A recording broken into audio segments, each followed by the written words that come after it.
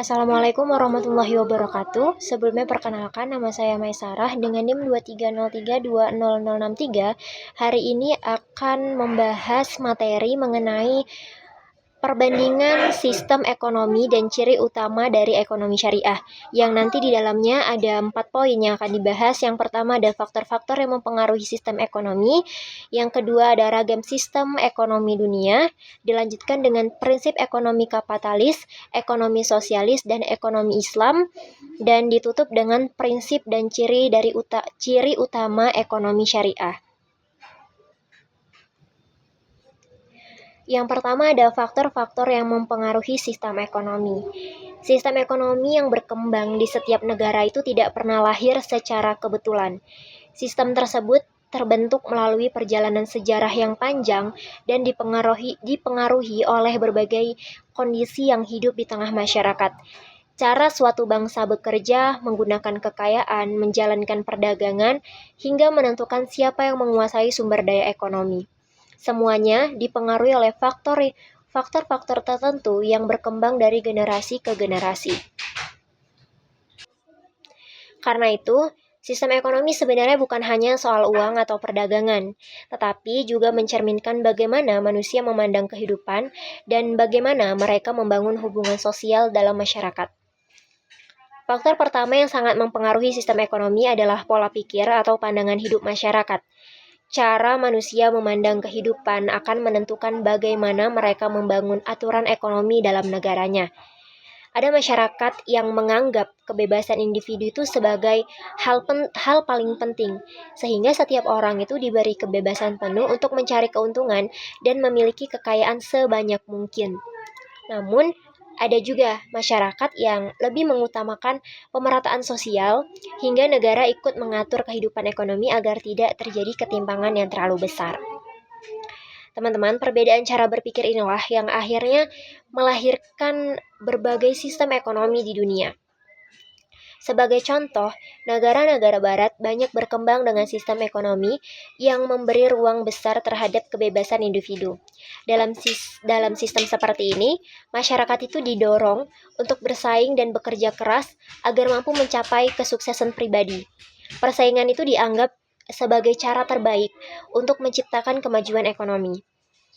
Akibatnya, banyak perusahaan besar itu lahir dan berkembang dengan sangat cepat. Teknologi pun harus terus mengalami kemajuan, karena setiap perusahaan berlomba menciptakan produk terbaik agar mampu menguasai pasar. Namun, persaingan yang terlalu kuat pun seringkali juga menimbulkan masalah dalam kehidupan masyarakat.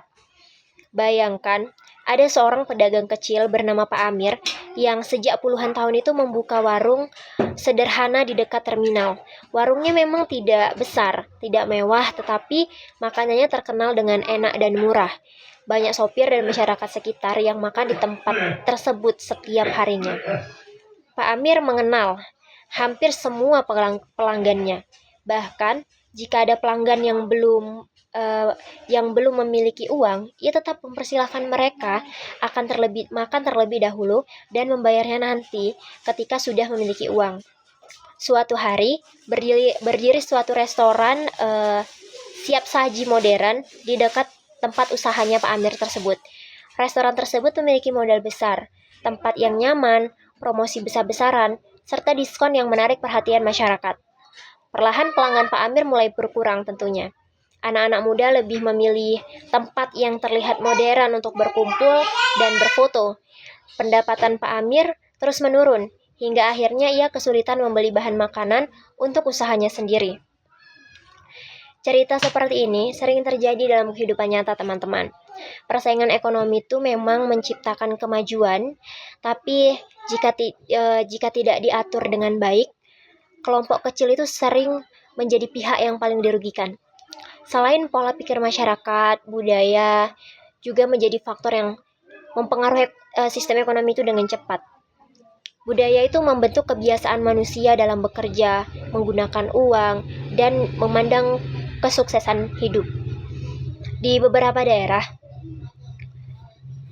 masyarakat itu terbiasa hidup dengan hemat dan sederhana. Mereka membeli sesuatu itu ya berdasarkan kebutuhan dan lebih suka menyimpan uang untuk masa depan dan keperluan yang lebih penting gitu.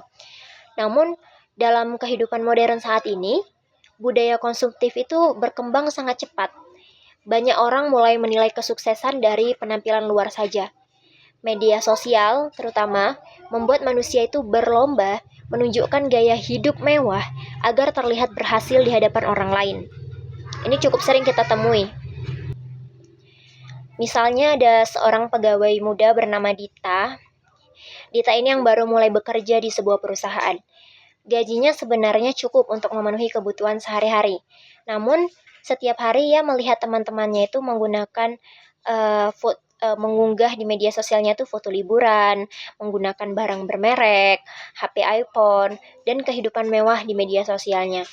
Tentu, lama-kelamaan, Dita ini merasa dirinya tuh tertinggal dengan teman-temannya. Ia juga ikut membeli barang-barang mahal, barang-barang mewah, meskipun sebenarnya belum terlalu dibutuhkan oleh Dita. Ia rela tuh menggunakan kartu kredit untuk membeli tas dan pakaian bermerek agar dianggap setara dengan lingkungan pergaulannya. Ini yang sering terjadi di lingkungan sekitar kita, bahwa kita itu tidak sedikit dari kita itu membutuhkan validasi atas dirinya dari orang lain. Awalnya Dita merasa senang karena terlihat lebih percaya diri, karena merasa setara dengan teman-temannya. Namun beberapa bulan kemudian, ia mulai kesulitan untuk membayar tagihan dan tidak jarang merasa sangat stres karena penghasilannya itu habis untuk memenuhi gaya hidupnya yang mengikuti teman-temannya. Nah, fenomena seperti ini sebenarnya menunjukkan budaya itu sangat mempengaruhi perilaku ekonomi manusia. Manusia itu seringkali membeli sesuatu bukan karena kebutuhan, tetapi karena didorong oleh lingkungan sosial dan keinginan untuk mendapatkan pengakuan dari orang lain. Seperti yang saya katakan tadi, sering disebut dengan kata kasarnya tuh haus dengan validasi. Faktor berikutnya itu adalah kondisi politik suatu negara. Jadi, keadaan politik yang stabil biasanya tuh membuat kegiatan ekonomi berkembang lebih baik karena masyarakatnya merasa aman menjalankan usaha dan bekerja. Sebaliknya, ketika kondisi politik itu tidak adil, tidak stabil di negara itu, kehidupan ekonomi sering mengalami gangguan besar. Kita contohkan, terjadi konflik politik atau kerusuhan. Banyak toko terpaksa tutup karena takut terjadi penjarahan dan lain sebagainya. Investor enggan tentunya menanamkan modal karena khawatir akan mengalami kerugian, bukan keuntungan. Harga barang kebutuhan pokok naik karena distribusinya terganggu, itu sudah pasti. Masyarakat kecil biasanya menjadi pihak yang paling merasakan dampaknya. Ada kepala keluarga yang kehilangan pekerjaan karena perusahaan tempat bekerja berhenti beroperasi. Ada pedagang kecil yang kehilangan pembeli karena masyarakatnya takut untuk keluar rumah. Dari sini terlihat teman-teman bahwa keamanan dan stabilitas negara itu memiliki pengaruh besar juga terhadap kehidupan ekonomi masyarakat. Nah, beranjak dari situ, keadaan alam dan sumber daya yang dimiliki oleh suatu negara juga mempengaruhi sistem ekonominya.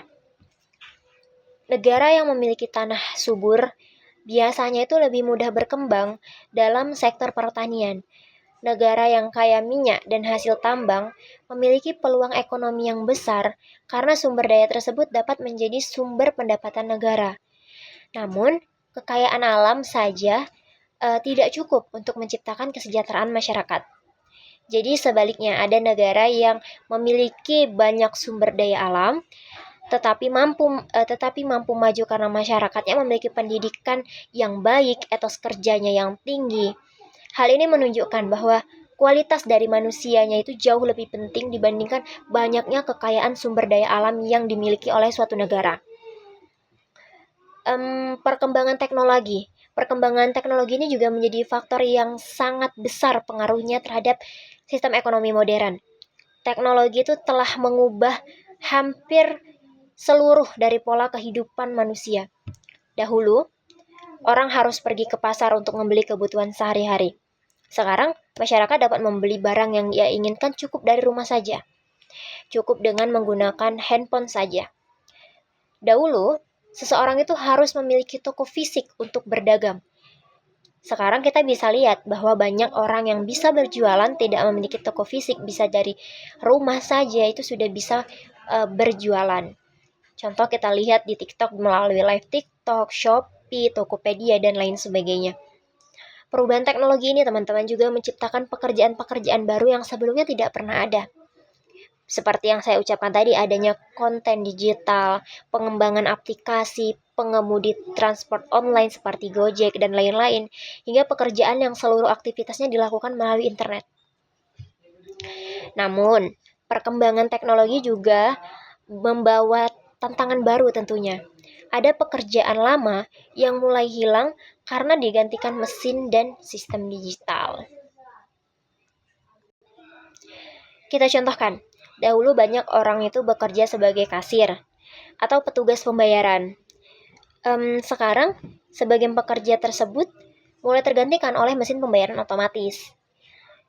Yang contohnya seperti kalau kita ke supermarket besar, itu kita hanya perlu memasukkan koin saja dan kita bisa langsung memilih minuman yang kita pilih itu langsung keluar.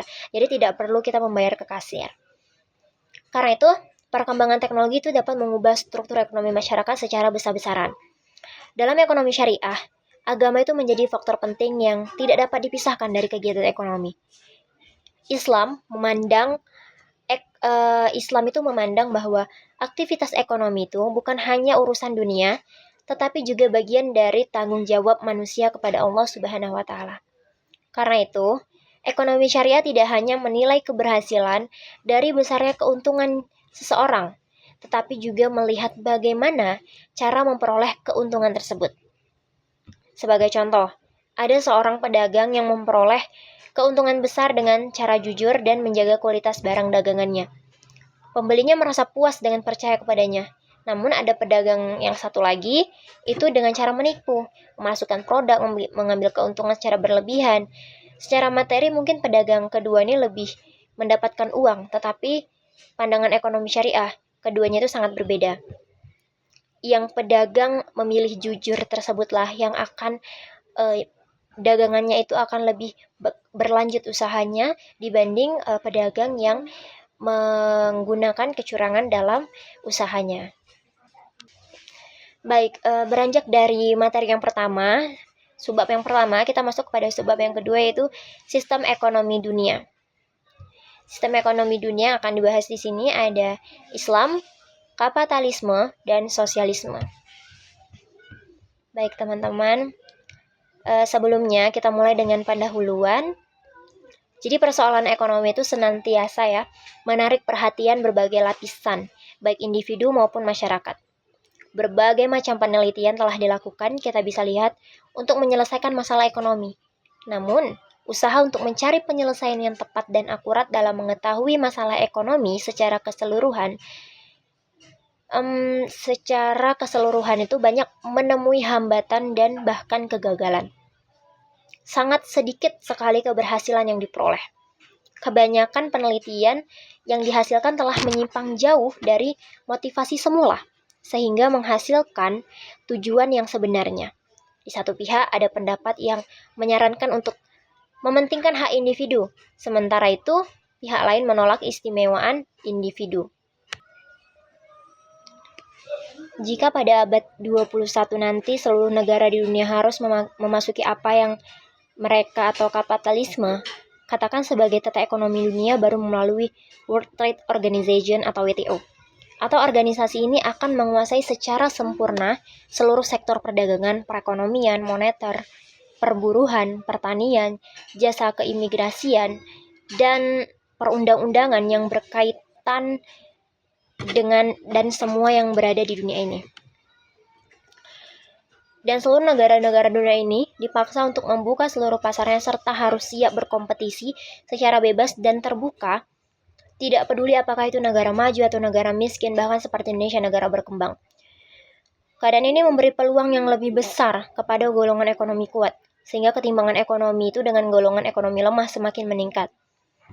Adapun sistem ekonomi sosialis yang didasarkan pada materialisme dan kolektivisme bersifat materialisme yang sama dengan kapitalisme karena percaya pada faktor ekonomi sebagai faktor tunggal yang menentukan nasib dari manusia. Kolektivisme ini sebagai suatu pandangan terhadap organisasi ekonomi yang segala sesuatunya itu milik negara dan negara akan mengkoordinasi aktivitas ekonomi tersebut. Hal ini secara pasti bertentangan dengan sifat dasar organisasi sosial manusia. Ia tidak hanya gagal menjalankan secara keras, tetapi juga menghadapi bencana dan pada akhirnya harus roboh atau gagal. Berbeda dengan sistem ekonomi kapitalis dan sosialis, sistem ekonomi Islam adalah sistem ekonomi yang berketuhanan. Di samping material, namun di dalamnya tidak mengabaikan aspek spiritual atau ibadah. Sendi dari aspek spiritual adalah kesadaran individu muslim akan ketaatan kepada Allah Subhanahu wa taala dan Rasul-Nya dengan menempatkan Allah Subhanahu wa taala pada puncak atas. Maka segala aktivitas ekonomi dalam Islam tidak akan terlepas dari pengawasan dan petunjuk yang diberikan di dalam Al-Quran dan hadis, baik menyangkut masalah produksi, distribusi, maupun konsumsi. Selanjutnya, ada harapan dalam rangka menyikapi permasalahan sistem ekonomi kapitalis, sosialis, dan Islam. Namun dalam penelitian ini, dalam buku yang saya sampaikan ini, penulis itu menspesifikasikan permasalahan pada keunggulan sistem ekonomi Islam yang pada saat ini merupakan suatu sistem ekonomi alternatif dalam mengatasi kehidupan perekonomian yang sudah tidak menjunjung etika atau moral, di mana dalam Islam mengajarkan pemeluknya untuk hidup kaya namun memiliki batasan kepentingan individu dan kolektif. Sebagaimana dalam Al-Quran dijelaskan agar harta itu jangan hanya beredar di antara golongan kaya saja di antara kamu. Artinya apa? Tidak hanya dinikmati oleh pribadi saja, namun tetap harus memperhatikan lingkungan sekitar yang membutuhkan. Sebelum memasuki dari bagian ragam sistem ekonomi dunia, di sini kita akan membahas tentang apa sebenarnya sistem ekonomi itu. Adapun yang dimaksud dengan sistem ekonomi, teman-teman, adalah terdiri dari dua kata, yaitu sistem dan ekonomi. Sistem ini adalah seperangkat unsur yang secara teratur saling berkaitan sehingga membentuk suatu totalitas. Sistem ekonomi sangat berbeda dengan ilmu ekonomi. Sistem ekonomi ini dibahas sebagai sebuah pemikiran yang mempengaruhi dan terpengaruh oleh pandangan hidup atau way of life. Sedangkan membahas ilmu ekonomi sebagai sebuah sains murni yang tidak ada hubungannya dengan pandangan hidup atau way of life tersebut. Nah, jadi ekonomi itu diartikan sebagai alokasi sumber daya material, maka sistem ekonomi dapat didefinisikan sebagai sebuah perangkat nilai-nilai yang dapat membangun organisasi kegiatan sumber daya material menurut kerangka referensi tertentu. Kalau kerangka referensinya Islam, maka disebut sistem ekonomi Islam. Demikian pula sistem ekonomi kapitalis dan sistem ekonomi sosialis. Jadi, macam-macam teori tentang sistem ekonomi. Yang pertama, latar belakang lahirnya ekonomi kapitalisme. Jadi, lahirnya istilah kapitalisme dan ekonomi kapitalisme. Oke. Dalam Ensiklopedia Britannica, kapitalisme dapat dideskripsikan secara paling ringkas sebagai kekayaan yang digunakan dalam memproduksi lebih banyak kekayaan, dan kapitalisme itu sendiri adalah sistem yang mengarahkan proses itu. Istilah tersebut berasal usul sosialistik yang mulai timbul pada paruh kedua abad ke-19, juga menunjukkan proses pengorganisasian produksi atau perdagangan yang di seluruh dunia dengan basis individualistik, sekularistik, dan materialistik. Orang-orang dengan bantuan kekayaan yang terakumulasi sebelumnya, tetapi lebih sering dengan menggunakan uang yang dipinjam dengan bunga, memburu laba, dan kekayaan bagi diri mereka sendiri dengan mempergunakan sejumlah besar tenaga manusia dengan imbalan upah.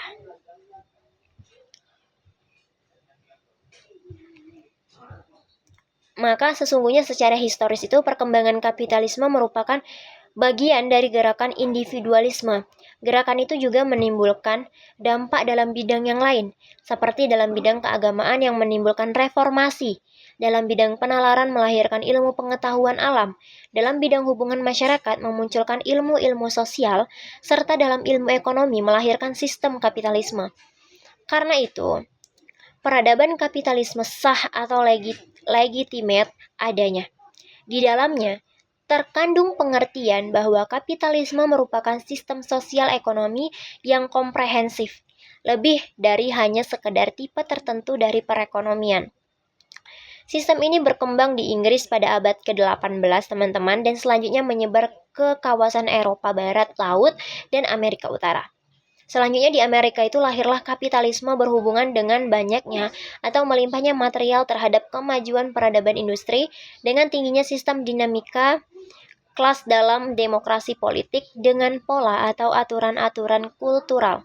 Contohnya individualisme, di mana masing-masing bisa dilihat sebagai peradaban dalam perencanaan ekonomi. Nah, ada pertumbuhan dan perkembangan ekonomi kapitalisme. Pada dasarnya, perjalanan kapitalisme itu tidak dapat dipisahkan dari bumi Eropa. Tempat lahir dan berkembangnya kapitalisme itu tahun 1948, yaitu tahun perjanjian Westphalia namanya. Dipandang sebagai tahun lahirnya negara modern. Perjanjian tersebut itu mengakhiri perang ketiga, perang 30 tahun antara Katolik dan Protestan di Eropa, dan menetapkan negara mereka yang didasarkan pada konsep apa? Pada konsep kedaulatan dan menolak ketundukan pada otoritas politik Paus dan Gereja Katolik Roma. Inilah awal munculnya sekularisme. Sejak itu, aturan main kehidupan dipisahkan dari gereja yang menurut mereka wakil Tuhan, dengan anggap bahwa negara itu sendiri yang paling tahu kebutuhan dan kepentingan rakyatnya.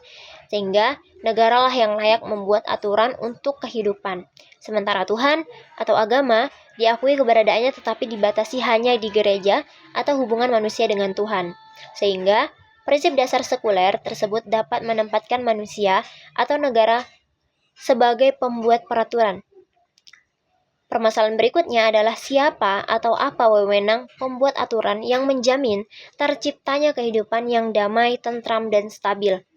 Kenyataannya, Eropa sampai abad ke-19 merupakan kerajaan-kerajaan yang diperintah oleh kaisar, raja, dan para bangsawan atau aristokrat.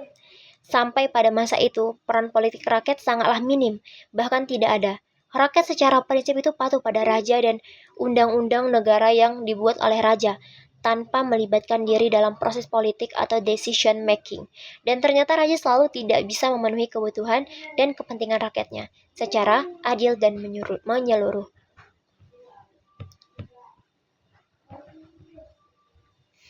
Walaupun demikian, kapitalisme saat ini sudah tidak bisa disebut sebagai hanya sebuah isme biasa atau sebuah pemikiran filsafat belaka.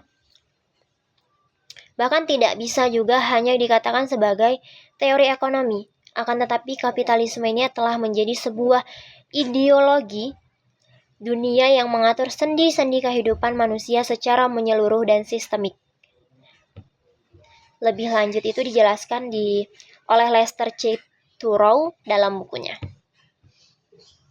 Baik, terlepas pro dan kontra terhadap keberadaan kapitalisme sebagai sistem ekonomi, maka penulis ingin mengkaji langsung aplikasi praktis tentang penerapan kapitalisme dengan mencontohkan penerapan di Amerika.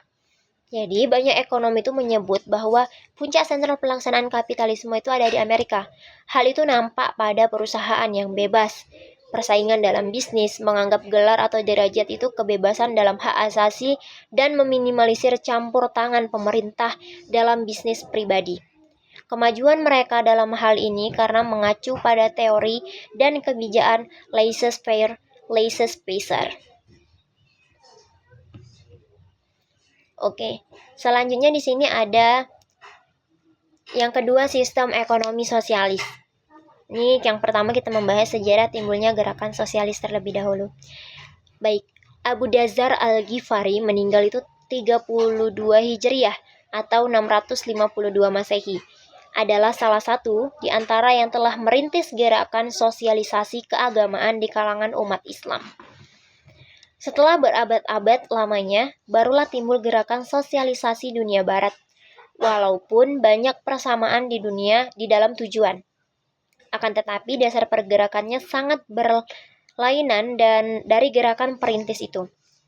Abu Zar itu mendasarkannya kepada agama, sedangkan gerakan sosialis dunia itu dibangkitkan oleh perbaikan nasib buruh, persoalan gaji, dan persoalan materi yang tidak ada kaitannya dengan masalah ketuhanan. Menurut penjelasan para ahli-ahli penyelidik dunia, bahwa paham sosialisme ini di dunia di dalam gerakannya yang belum teratur, belumlah lama usianya.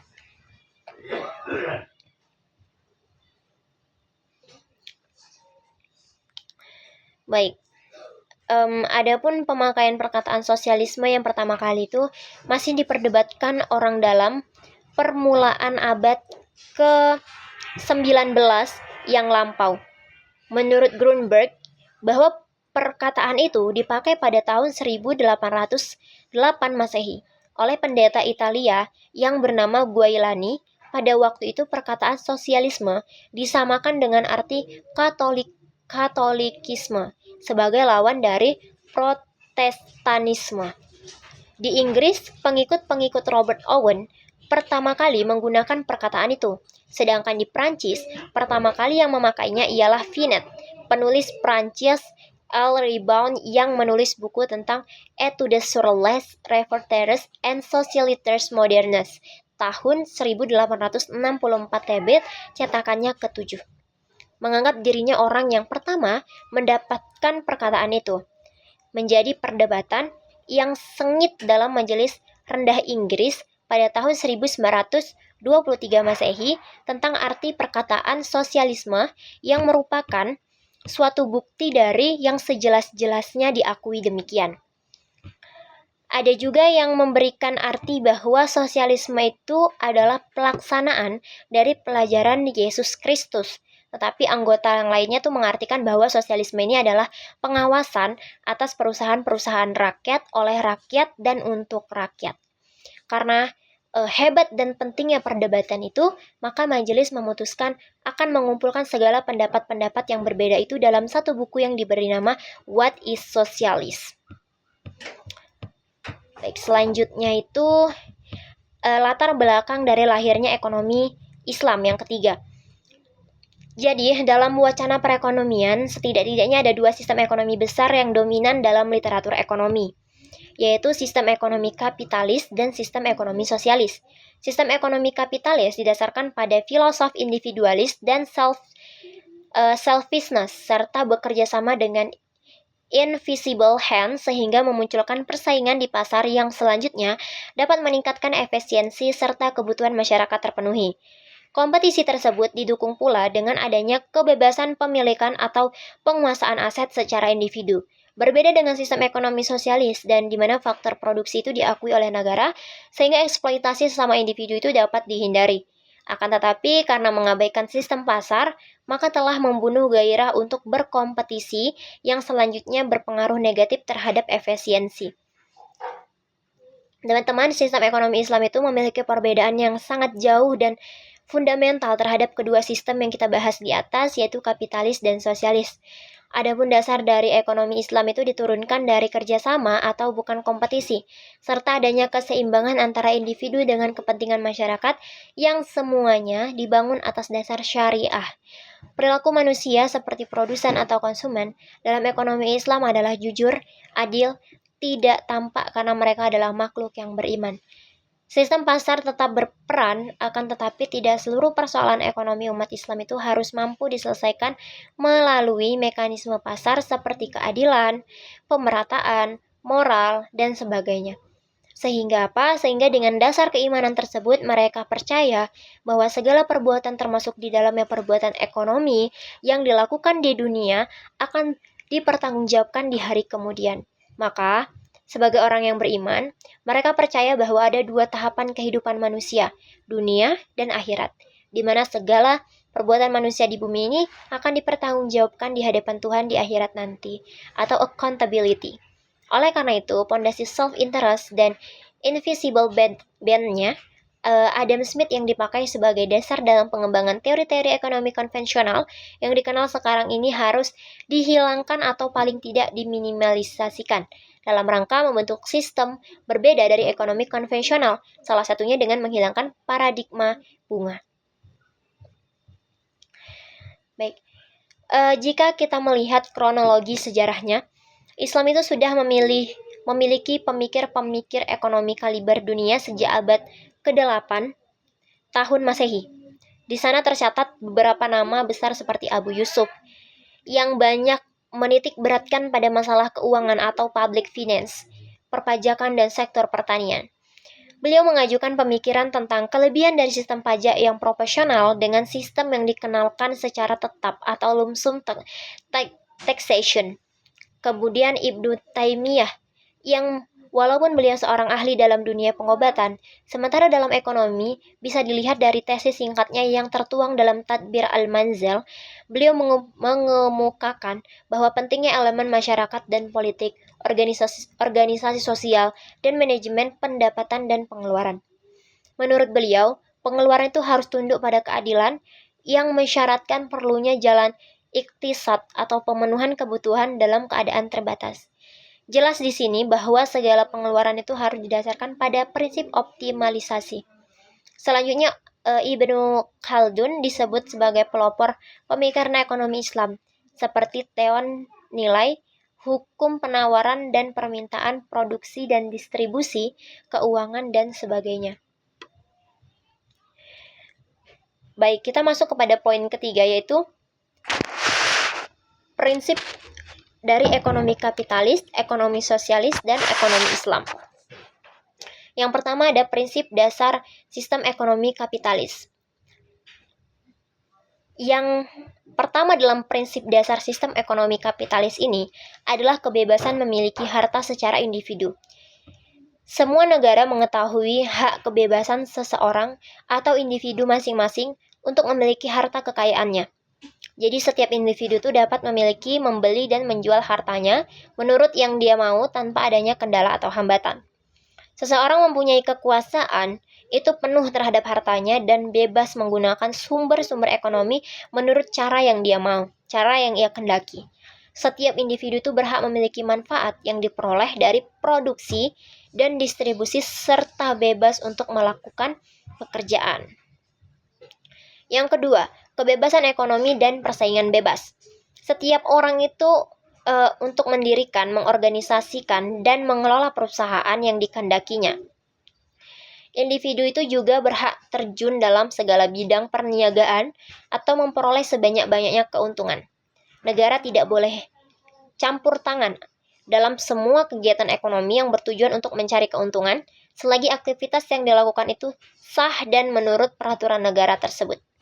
Berdasarkan prinsip ekonomi dan tuntutannya, yaitu persaingan bebas, maka untuk itu setiap orang dapat menggunakan potensi fisiknya, mental, dan sumber-sumber yang tersedia untuk dimanfaatkan bagi kepentingan individu tersebut. Yang ketiga ada ketimpangan ekonomi. Dalam sistem ekonomi kapitalis, modal itu merupakan sumber produksi dan sumber kebebasan. Individu yang memiliki modal lebih besar akan menikmati kebebasan yang lebih baik untuk mendapatkan hasil yang sempurna. Ketidaksamaan untuk mendapatkan hasil yang sempurna mewujudkan jurang perdebatan di antara golongan kaya bertambah kaya dan golongan miskin semakin melarat. Jadi keadaan masyarakat atau bangsa dalam suatu negara itu tidak boleh terjadi dalam keadaan adanya jurang perbedaan antara golongan kaya dengan yang miskin, karena akan timbul dampak negatif yang tidak dikehendaki bagi mereka yang kaya akan berbuat aniaya atau sewenang-wenang pada masyarakat kecil atau fakir miskin karena mereka kurang memiliki pengetahuan agama atau etika yang baik dalam mengelola perekonomiannya. Sedangkan dalam ajaran ekonomi Islam itu tidak demikian. Mereka yang kaya itu diwajibkan menolong yang miskin, baik melalui zakat, infak, dan lain sebagainya. Sehingga terdapat keseimbangan di sini dalam kehidupan masyarakat. Dengan demikian Islam itu tidak sependapat dengan cara-cara ekonomi kapitalis. Nah, di sini kita dapat bacakan kebaikan-kebaikan dari sistem ekonomi kapitalis. Yang pertama, Mereka yang mendukung sistem ekonomi kapitalis menjelaskan bahwa kebebasan ekonomi itu sangat bermanfaat untuk masyarakat. Yang kedua, persaingan bebas di antara perorangan akan menimbulkan tahap produksi dan tingkat harga pada tingkat yang wajar dan akan membantu memperoleh penyesuaian yang rasional di antara kedua variabel tersebut. Yang ketiga, para pakar ekonomi kapitalis itu menjelaskan bahwa motivasi untuk mendapatkan keuntungan merupakan tujuan yang baik, sama halnya dengan maksud untuk memaksimalkan produksi. Semakin kecil kesempatan untuk memperoleh keuntungan, semakin kurang semangat untuk giat bekerja dan meningkatkan setiap orang untuk memperoleh pendapatan sebanyak mungkin. Maka setiap individu akan berupaya bekerja keras dengan tenaga yang maksimal serta berusaha untuk melakukan produksi yang maksimum. Baik, di sini juga ada kelemahan dari sistem ekonomi kapitalis, teman-teman. Yang pertama, kompetisi yang bebas dan tidak terbatas mengakibatkan banyak keburukan dalam masyarakat apabila hal itu mengganggu kapasitas kerja dan sistem ekonomi. Sebagai contoh, hak perorangan yang tidak terbatas untuk memiliki harta mengakibatkan pengumpulan kekayaan yang melampaui batas oleh beberapa individu. Yang kedua, persaingan bebas menyebabkan munculnya semangat persaingan di antara individu-individu untuk kepentingan perseorangan dan kepentingan umum akan menimbulkan bahaya dan ketidakselarasan dalam masyarakat. Yang ketiga, nilai-nilai moral yang baik seperti persaudaraan, kerjasama, tolong-menolong, kasih sayang, dan kemurahan hati tidak lagi berharga dan tidak diperdulikan lagi dalam masyarakat. Nah, perbedaan yang jelas antara hak-hak majikan dan pekerja akan mengakibatkan masyarakat itu terbagi menjadi dua kelompok yang bersaing yang mempunyai kepentingan-kepentingan yang saling menjatuhkan antara satu dengan yang lainnya, yang menerima upah dengan menikmati kesempatan yang sama dengan saingannya, yaitu seorang majikan kapitalis tadi yang mempunyai segala kesempatan untuk mendapatkan pendidikan yang lebih baik, keterampilan teknik yang sempurna, dan pekerjaan yang layak. Ketidakadilan ini semakin memperdalam jurang antara kaya dengan yang miskin. Oke. Pembahasan selanjutnya yaitu prinsip dasar dari sistem ekonomi sosialis. Di sini, yang pertama, pemilikan harta oleh negara. Jadi, seluruh bentuk produksi dan sumber pendapatan menjadi milik negara atau masyarakat keseluruhan. Hak individu untuk memiliki harta atau memanfaatkan produksi tidak diperbolehkan. Yang kedua, itu kesamaan ekonomi. Jadi, sistem ekonomi sosialis menyatakan walaupun sulit ditemukan di semua negara komunis, bahwa hak-hak individu dalam suatu bidang ekonomi itu ditentukan oleh prinsip kesamaan. Setiap individu itu disediakan kebutuhan hidup menurut keperluan masing-masing. Yang ketiga itu ada disiplin politik. Untuk mencapai tujuan di atas, keseluruhan negara diletakkan di bawah peraturan kaum buruh, yang mengambil alih semua aturan produksi dan distribusi. Kebebasan ekonomi serta hak pemilikan harta dihapuskan sama sekali. Ada di sini akan kita rangkum kebaikan-kebaikan dari sistem ekonomi sosialis. Yang pertama, setiap warga negara itu disediakan kebutuhan pokoknya termasuk makanan sebanyak 2 kali sehari, beberapa helai pakaian, kemudian fasilitas kesehatan, serta tempat tinggal, dan lain-lain. Yang kedua, setiap individu itu mendapat pekerjaan dan orang yang lemah serta orang yang cacat fisik dan mental berada dalam pengawasan negara. Yang ketiga, semua pekerjaan dilaksanakan berdasarkan perencanaan negara yang sempurna di antara produksi dengan penggunaannya. Dengan demikian, masalah kelebihan atau kekurangan produksi seperti yang berlaku dalam sistem ekonomi kapitalis itu tidak akan terjadi. Yang keempat, semua bentuk produksi dinilai dan dikelola oleh negara dan keuntungan yang diperolehnya akan digunakan untuk kepentingan masyarakat. Menurut pendapat penulis, walaupun keadaan itu diatur, tetapi masing-masing individu tidak merasa bebas sesuai dengan hati nuraninya. Adapun kelemahan dari sistem ekonomi sosialis ini yang pertama, tawar-menawar sangat sukar dilakukan oleh individu yang terpaksa mengorbankan kebebasan pribadinya dan hak terhadap harta milik pribadinya, hanya untuk mendapatkan makanan sebanyak 2 kali sehari.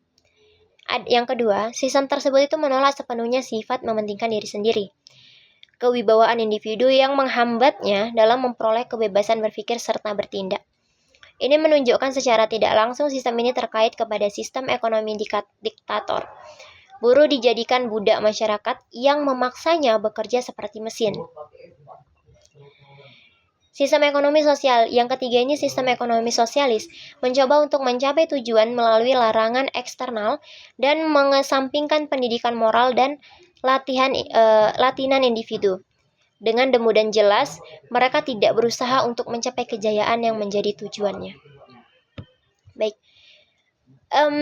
Dari buku ini, dari uraian di atas, penulis di buku ini berpendapat bahwa dalam sistem sosialis semua kegiatan itu diambil alih untuk mencapai tujuan ekonomi. Sementara pendidikan moral individu diabaikan. Dengan demikian, apabila pencapaian kepuasan menjadi tujuan utama dan nilai-nilai moral tidak diperhatikan lagi, maka tidak dapat dihindarkan bahwa masyarakat akan terbagi dalam beberapa kelompok. Oke. Yang ketiga, ada prinsip dasar dari sistem ekonomi Islam. Yang pertama, kebebasan perorangan. Jadi seseorang mempunyai hak kebebasan yang sepenuhnya untuk membentuk suatu keputusan dan berpendapat yang dianggap penting dalam suatu negara Islam.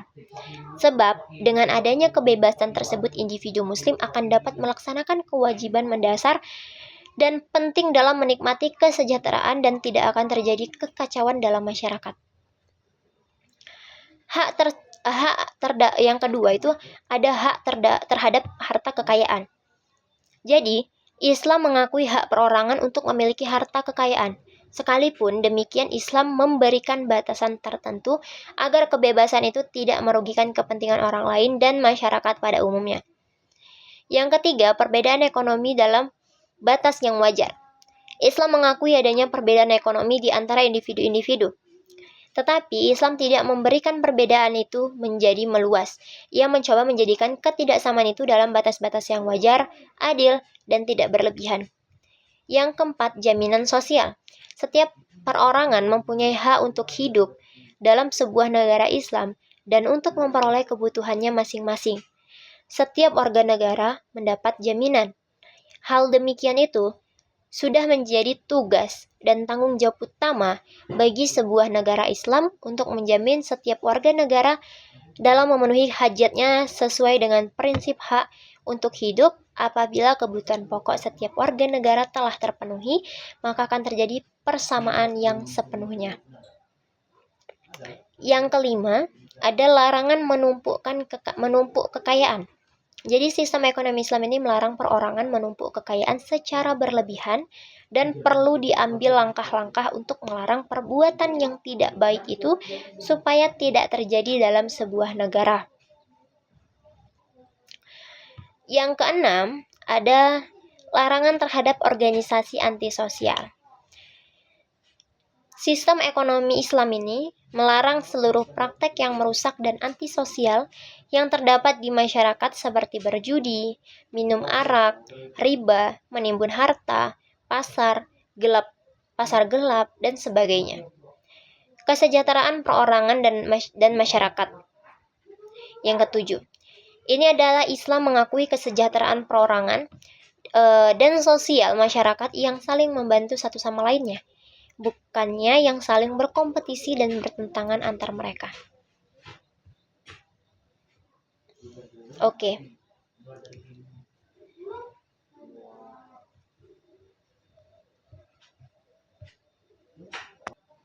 Baik, sebagai tambahan di sini ada praktek ekonomi dan tujuannya.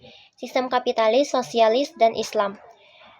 Pada prinsipnya, sistem ekonomi Islam itu berbeda dengan sistem ekonomi kapitalis dan sosialis. Dan beberapa hal merupakan pertentangan antara keduanya. Ia berada di pertengahan atau keseimbangan. Bahkan ciri ini merupakan jiwanya, seperti halnya manusia memiliki jiwa untuk hidup, maka disiplin hidup pun memiliki jiwa untuk menjalankannya. Jiwa bagi disiplin juga berfungsi sebagai peraturan untuk membedakan satu disiplin dengan disiplin lainnya. Contoh, disiplin Islam berbeda dengan disiplin sosialisme dan kapitalisme. Individualisme. Yang kedua itu ada individualisme dan asas kapitalisme. Prinsip dasar kapitalisme ini nampak jelas pada egoisme. Bebas menumpuk harta kekayaan, mengembangkan dan membelanjakannya. Pemikiran individualismenya sama sekali tidak memperhatikan kepentingan orang lain kecuali ada manfaat yang diraihnya. Mereka tidak mementingkan kemaslahatan orang lain apabila hal itu bertentangan dengan kemaslahatan pribadi. Slogan mereka adalah bersaing dengan lawan dan berusaha untuk mengalahkannya. Yang ketiga, ada sosialisme menolak hak individu. Dasar peraturan sosialisme itu bertolak belakang dengan kapitalisme. Jadi sosialisme itu bersikap dan berprasangka buruk terhadap individu.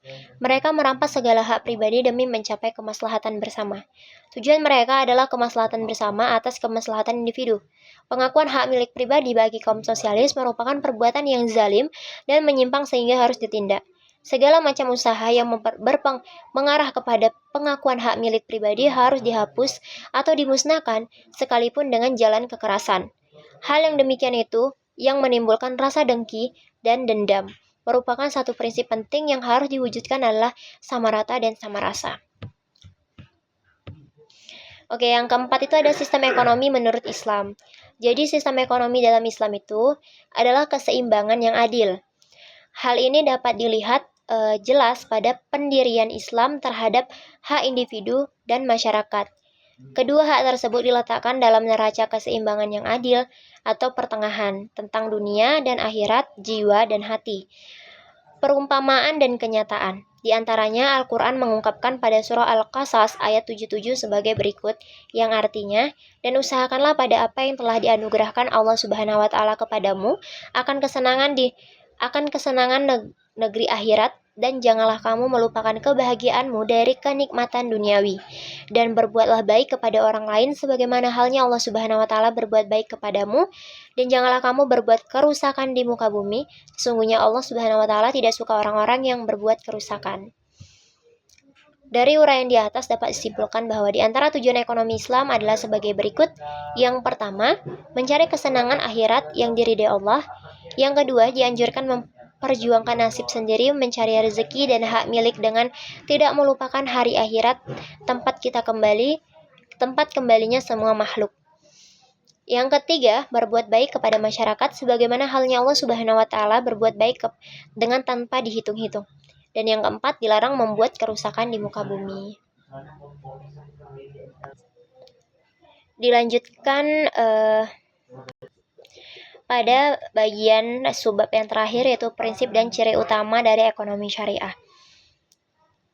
Jadi fokus pembahasannya ini, bab pertama ini berfungsi sebagai fondasi awal. Adanya konsep istikhlaf, bahwa dalam Islam Allah adalah pemilik mutlak segala sumber daya di alam semesta. Manusia itu hanya diberikan mandat sebagai pengelola atau khalifah. Hak milik pribadi diakui dan dilindungi hukum Islam, tetapi statusnya adalah titipan kelak yang akan dimintai pertanggungjawaban.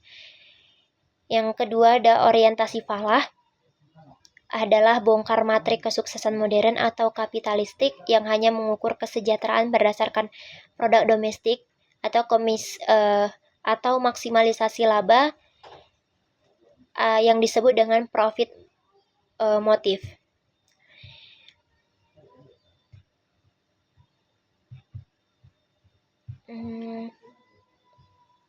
Bagian yang kedua ada pilar larangan utama dalam transaksi. Yang pertama itu adalah riba, uang yang bukan komoditas. Jadi, uang itu didefinisikan hanyalah sebagai alat tukar. Jika ingin nilai uang itu bertambah, kita harus masuk ke sektor real yang memproduksi barang atau jasa, bukan sekedar diperjualbelikan antar waktu. Yang kedua ada gharar dan maisir. Dijelaskan bahwa menjual barang tanpa kejelasan kualitas, kuantitas, harga, atau waktu penyerahan atau gharar adalah bentuk kezaliman, teman-teman. Sementara maisir adalah pelarangan atas praktik spekulasi murni atau perjudian, di mana keuntungan salah satu pihak murni didapat dari kerugian pihak lain tanpa ada nilai tambah atau ekonomi real. Yang ketiga ada etika distribusi dan anti monopoli. Yang pertama ada larangan ihtikar.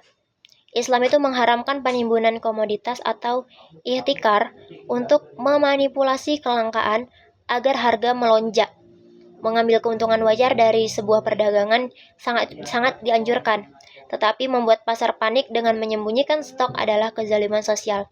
Hal ini tentu sudah tidak jarang kita lihat di negara kita sendiri, bahwa ihtikar ini sangat sering terjadi, apalagi pada saat-saat yang sulit, yaitu seperti bencana alam dan lain-lain. Yang kedua aplikasi di sektor retail. Sebagai contoh operasional di sektor retail harian, seperti manajemen pada warung Madura nih atau toko sembako lokal. Pedagang itu memiliki peran vital dalam menjaga rantai pasok di lingkungan sekitar, mengelola etalase dan perputaran barang secara jujur, tidak menahan stok beras atau minyak saat merebak isu kelangkaan lokal adalah bentuk ibadah dalam berniaga.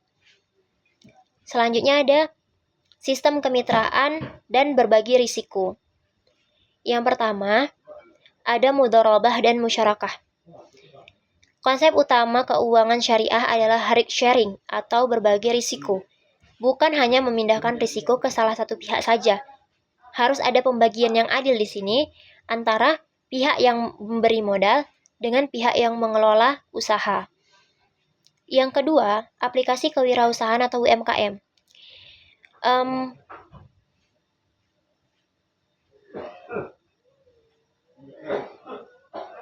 Dalam syariat, teman-teman, sistem permodalannya itu menggunakan mudharabah.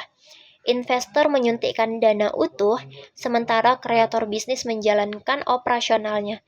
Laba dibagi sesuai dengan persentase yang disepakati, atau yang disebut dengan nisbah ya.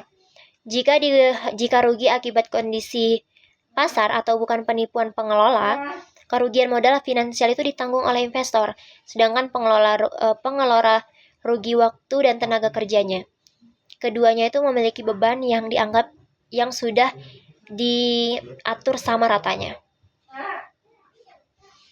Nah, yang bagian selanjutnya itu adalah keadilan dalam ketenaga kerjaan dan operasional. Sistem syariat itu tidak hanya berpihak pada pemilik modal, tetapi sangat menjunjung tinggi hak asasi pekerja dan kejujuran dalam kontrak kerja. Yang pertama, tentu dipastikan dulu adanya akad ijarah atau upah, yaitu aturan dasar ketenaga kerjaan dalam Islam adalah transparansi kontrak di muka. Upah, jam kerja, fasilitas, dan beban tugas harus disepakati sebelum keringat pekerja itu menetes. Bahkan dalam Islam itu diajarkan oleh Nabi mengatakan dalam salah satu hadisnya bahwa harus dibayarkan upah seorang pekerja itu sebelum keringatnya kering. Ini sebuah istilah yang sangat tegas, bahwasannya upah dari pekerja itu harus bisa menjadi sebuah hal yang diperhatikan, karena itu sangat berdampak pada pekerja dalam suatu usaha atau perusahaan. Yang kedua itu ada aplikasi sektor agribisnisnya. Nah, contoh perlindungan buruh itu sangat krusial ya. Dari tahap dalam kelapa sawit kita contohkan dalam Prenurse hingga perawatan benih di Menurse yang sangat melibatkan pemindahan tanah subsoil secara manual. Upah para pekerja harian lepas harus dipenuhi dengan presisi. Jadi syariat itu memerintahkan melalui hadis Nabi, bayarlah upah pekerja sebelum keringatnya mengering. Seperti yang sudah saya katakan tadi. Ada yang selanjutnya itu adalah pembahasan tentang instrumen sosial dan ketahanan ekologi. Nah, bab ini menyoroti keunggulan dari instrumen distribusi kesejahteraan yang unik dalam Islam, serta kepeduliannya terhadap kelestarian dalam lingkungan. Yang pertama ada ziswaf, zakat, infak, sedekah, dan wakaf. Zakat, baik perniagaan maupun pertanian, adalah instrumen pajak syariat, wajib untuk membersihkan harta jika telah mencapai ambang batas atau nisab. Sedangkan wakaf adalah instrumen filantropi yang abadi, di mana pokok asetnya itu dibekukan atau dijaga utuh, namun hasilnya produktifnya disalurkan terus-menerus lintas generasi.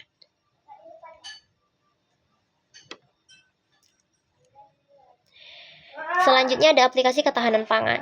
Jadi dana sosial Islam seperti wakaf produktif memiliki potensi luar biasa ya, jika disalurkan pada riset dan inovasi adaptasi perubahan iklim. Contoh nyata teman-teman, pendanaan untuk pengembangan model pertanian atau floating rice padi apung di kawasan pesisir atau dataran rendah yang menjadi langganan banjir bandang, ini merupakan integrasi antara pemecahan masalah kemiskinan dengan kelestarian ekologi. Pembahasan selanjutnya adalah peran negara, etika pemasaran, di mana mengupas tentang tanggung jawab pemerintah atau otoritas dan bagaimana etika pemasaran produk di era modern menurut kacamata Islam. Baik, yang pertama, lembaga hisab atau pengawas pasar ya. Ekonomi syariah itu meyakini bahwa kebebasan pasar itu beroperasi.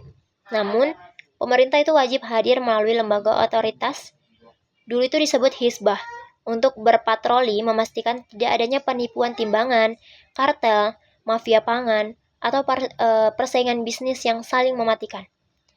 Yang kedua ada etika visual dan pemasaran atau marketing. Kejujuran sebuah produk syariah tidak hanya pada wujud fisik isinya, tetapi juga pada representasinya, desain visual, pembuatan logo, dan modifikasi label kemasan untuk brand lokal seperti merancang identitas visual untuk kopi di sini atau sabun Serpent dishwash harus mempresentasikan kualitas sejati produk tersebut. Klaim manis, editan visual menipu, atau komposisi pada kemasan yang sengaja dimanipulasi dengan harapan pembeli itu bagian dari larangan gharar atau penipuan dalam periklanan. Jadi kesimpulannya itu bahwa penerapan ekonomi syariah itu bukan berarti anti kemajuan, melainkan memadukan inovasi dengan moralitasnya yang tinggi. Baik, dari pembahasan yang telah saya jelaskan tadi, kita dapat memahami bahwa sistem ekonomi itu merupakan cara suatu negara atau masyarakat mengatur kegiatan produksi, distribusi, dan konsumsi untuk memenuhi kebutuhan hidup manusia.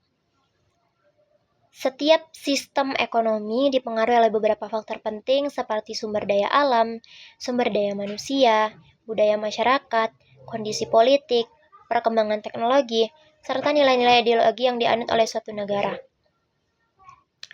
Faktor-faktor tersebutlah yang menentukan bagaimana suatu sistem ekonomi dijalankan dan bisa berkembang. Nah, selanjutnya di dunia terdapat beberapa ragam sistem ekonomi. Di antaranya ada sistem ekonomi kapitalis, ekonomi sosialis, dan ekonomi Islam atau ekonomi syariah. Sistem ekonomi kapitalis menekankan kebebasan individu dalam memiliki hak mengelola kekayaan. Sudah saya jelaskan tadi, dalam sistem ini, pasar itu memiliki peran besar dalam menentukan harga dan kegiatan ekonomi. Kelebihan sistem kapitalis ini adalah mampu mendorong inovasi, kreativitas, dan persaingan usaha, karena semuanya didasarkan pada individu. Namun, kelemahannya adalah dapat menimbulkan kesenjangan sosial, monopoli, dan ketidakadilan ekonomi karena kekayaan cenderung berpusat pada kelompok tertentu. Jadi yang kaya semakin kaya dan yang miskin semakin melarat karena tidak ada tanggung jawab bahwa yang kaya itu membantu yang miskin, seperti itu. Sementara itu, sistem ekonomi sosialis lebih menekankan pada pemerataan kesejahteraan masyarakat melalui peran besar pemerintah dalam mengatur ekonomi. Negara menguasai sebagian besar alat produksi demi kepentingan bersama. Kelebihannya adalah pemerataan ekonomi ini lebih terjamin dan kebutuhan dasar masyarakat itu lebih diperhatikan. Akan tetapi, sistem ini tuh sering dianggap kurang mendorong kreativitas dan kebebasan individu karena kan yang mengatur itu adalah sebuah negara. Berbeda lagi dengan kedua sistem di atas, ekonomi Islam atau ekonomi syariah ini hadir sebagai sistem yang berlandaskan nilai-nilai Al-Quran dan hadis. Sistem ini tidak hanya mengejar keuntungan materi, tapi juga memperhatikan keadilan, keseimbangan, keberkahan, dan tanggung jawab sosial. Dalam ekonomi syariah, kegiatan ekonomi ini harus bebas dari riba, gharar, atau ketidakjelasan, serta maisir maupun perjudian. Nah, prinsip utama ekonomi syariah ini menekankan bahwa harta itu hanyalah titipan Allah Subhanahu wa Ta'ala yang harus digunakan dengan cara yang halal dan bermanfaat. Selain itu, ekonomi syariah itu menjunjung tinggi kejujuran, keadilan, kerjasama, dan keseimbangan antara kepentingan individu dengan kepentingan masyarakat. Ciri utama ekonomi syariah dapat dilihat dari adanya sistem bagi hasil, larangan riba, adanya zakat, sedekah sebagai bentuk kepedulian sosial, serta adanya pengawasan agar kegiatan ekonomi itu tetap sesuai dengan syariat Islam. Dengan prinsip-prinsip tersebut, Ekonomi syariah ini bertujuan menciptakan kesejahteraan yang merata dan kehidupan ekonomi yang lebih manusiawi. Dari keseluruhan pembahasan ini, kita dapat menyimpulkan bahwa tidak ada sistem ekonomi yang benar-benar sempurna jika hanya berorientasi pada keuntungan dunia semata. Oleh karena itu, ekonomi syariah ini hadir menjadi alternatif yang menawarkan keseimbangan antara aspek material dan spiritual. Sistem ini tidak hanya mengajarkan bagaimana memperoleh keuntungan, tetapi juga bagaimana menjaga moral, etika, dan keadilan dalam kehidupan ekonomi. Nah, sebagai generasi muda, kita perlu memahami bahwa pentingnya menerapkan nilai-nilai ekonomi syariah dalam kehidupan sehari-hari, mulai dari bersikap jujur, menghindari riba, menggunakan harta secara bijak, hingga memiliki kepedulian terhadap sesama melalui zakat dan sedekah yang juga merupakan kewajiban bagi umat muslim. Dengan begitu, kita tidak hanya membangun ekonomi yang kuat, tetapi juga masyarakat yang adil dan sejahtera. Baik, semoga materi tentang perbandingan sistem ekonomi dan ciri utama dari ekonomi syariah ini dapat menambah wawasan serta meningkatkan pemahaman kita mengenai pentingnya sistem ekonomi yang berlandaskan pada keadilan dan nilai moral. Mohon maaf apabila terdapat kekurangan dalam penyampaian dan penjelasan. Terima kasih atas semua perhatian. Saya tutup. Wassalamualaikum warahmatullahi wabarakatuh.